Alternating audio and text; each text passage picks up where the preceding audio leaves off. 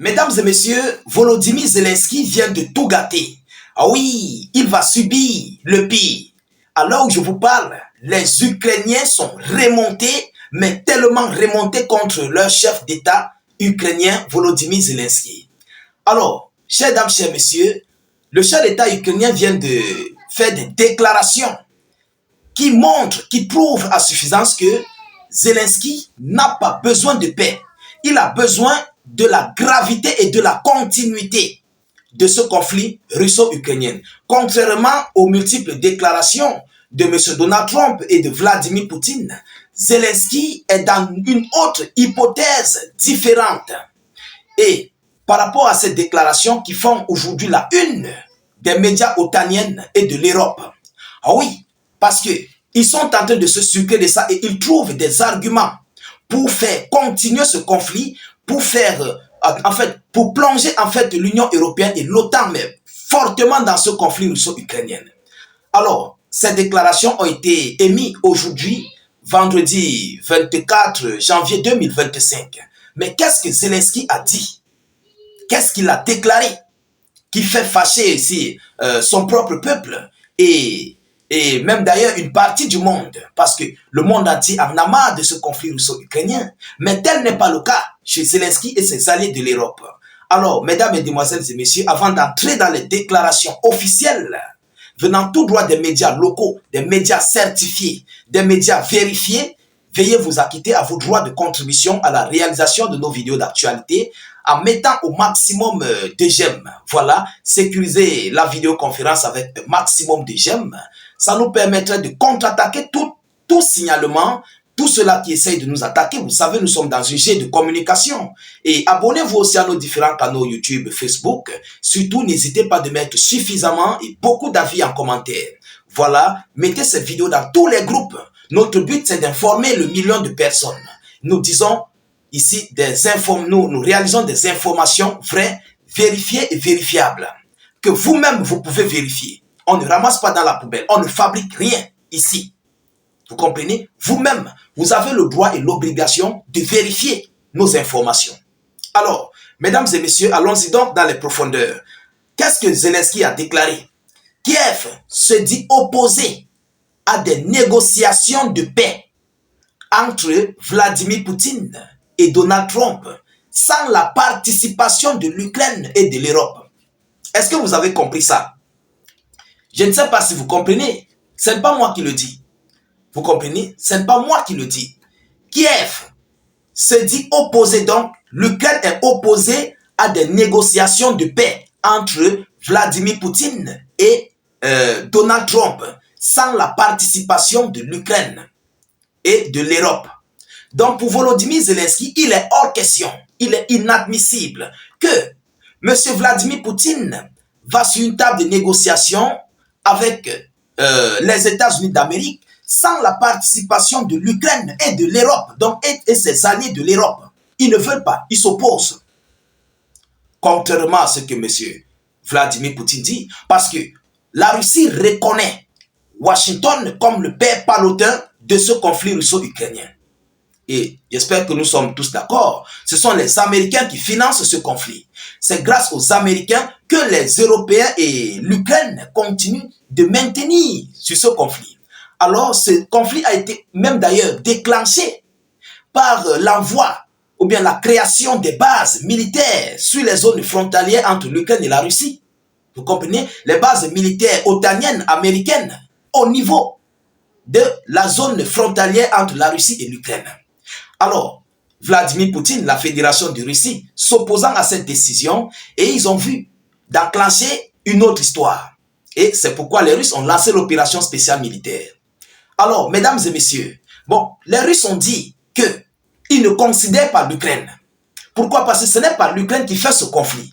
Ce sont les États-Unis d'Amérique qui sont en train de faire ce conflit. Donc, s'il faut aller sur une table de négociation par rapport à ce conflit, les Russes iront sur une table avec les États-Unis d'Amérique parce que l'Europe n'a pas les moyens, l'Ukraine n'a pas les moyens pour faire ce conflit.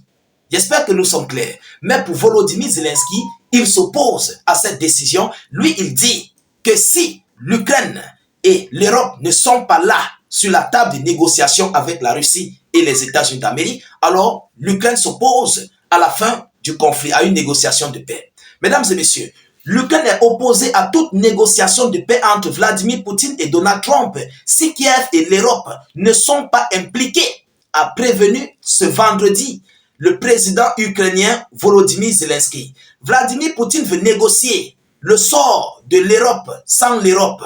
Selon lui, Poutine veut négocier le sort de l'Europe sans l'Europe. Il veut parler de l'Ukraine sans l'Ukraine. Cela n'aura pas lieu. Poutine doit lui-même revenir à la réalité ou il sera ramené à la réalité. Vous comprenez? Il dit que Poutine doit revenir à la réalité ou il sera ramené à la réalité, a martelé le chef de l'administration présidentielle ukrainienne, M. Andriy Yermak, sur son compte Telegram. Est-ce que vous avez compris? Je ne sais pas si c'est moi qui fais erreur, parce que ce qui a sonné dans mes oreilles, là, je ne sais pas si ça a sonné de la même chose dans vos oreilles. Hein.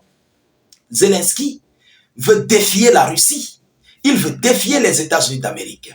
Bon, si c'est moi Donald Trump, si c'est moi Trump, à sa place, je vais juste demander à mon administration, à mon Pentagone, à ma CIA, de ne pas se mêler de ce conflit russo-ukrainien, de n'apporter aucune aide à l'Ukraine ni à l'Europe et de leur laisser continuer le conflit. Si c'est moi à leur place, vous comprenez? Parce que Donald Trump lui a demandé à l'Ukraine de gérer ce conflit, de mettre terme à ce conflit entre Moscou et Kiev. Il n'a pas indexé l'Europe. Mais Vladimir Poutine, lui, à son tour, il a demandé aux États-Unis d'Amérique d'aller sur une table de négociation avec la Russie. Sans l'Ukraine, sans, comment dirais-je, sans l'Europe. Mais Zelensky s'oppose. Tel n'est pas le cas chez Zelensky. Pourquoi je le dis? Parce que Volodymyr Zelensky a besoin de ça. Pourquoi? Si l'Europe est sur la table de négociation avec la Russie et les États-Unis d'Amérique, Moscou aura une pression occidentale. Vous comprenez? Ils vont imposer en fait leur veto pour imposer Vladimir Poutine à quitter sur certaines localités, libérer le territoire ukrainien et voir tout ce qui s'ensuit et donner aussi leurs conditions de l'entrée de l'Union européenne, de l'entrée de l'Ukraine dans l'Union européenne et dans l'OTAN et du transfert des soldats de paix occidentaux sur le sol ukrainien. Alors, quelque chose qui ne serait pas réaliste.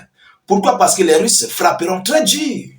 Et c'est pourquoi Volodymyr Zelensky se voit sur une table de négociation sans l'Europe et avec les États-Unis d'Amérique et la Russie, mais il se voit, comment dirais-je, il se voit perdant en fait. Parce qu'il sait, il aura sur lui deux gros leaders, deux poids lourds. Trump va appuyer de l'autre côté, Vladimir Poutine appuie de l'autre côté. Et sachant donc que M. Donald Trump a besoin des relations économiques, vous voyez, donc Trump est là pour des, comment dirais-je, pour un conflit économique. Donc il veut en fait booster l'économie américaine. Vous comprenez? Et Trump a besoin donc de la Russie. Ah oui, et il serait obligé de s'aligner sur les ordres de Vladimir Poutine. Mesdames, Mesdemoiselles et Messieurs, malgré tout ce qui se passe, les États-Unis achètent de l'engrais chez les Russes. Ils achètent beaucoup de produits chez les Russes. Même dans l'espace, ils partent dans l'espace avec des spécialistes russes. Beaucoup d'autres choses encore. Je ne peux pas citer en fait. Il y a beaucoup de choses. Les céréales et tout ce qui s'ensuit, c'est chez les Russes. Alors, aujourd'hui, Zelensky voit cela comme une pierre dans sa botte. Il n'a pas besoin à ce que M. Poutine aille sur la table de négociation avec lui sans l'Europe. Alors, de l'autre côté de Vladimir Poutine, lui, il est complètement serein parce qu'il est largement dominant sur le terrain, du côté des lignes du front. Qui serait perdant? Les Russes sont capables d'amener ce conflit même pendant 100 ans, 150 ans. Ils ne vont pas se fatiguer. Ah oui, ils ne vont pas se fatiguer. Mais si Washington arrête de fournir des armes à Kiev, quel serait le sort de l'Ukraine?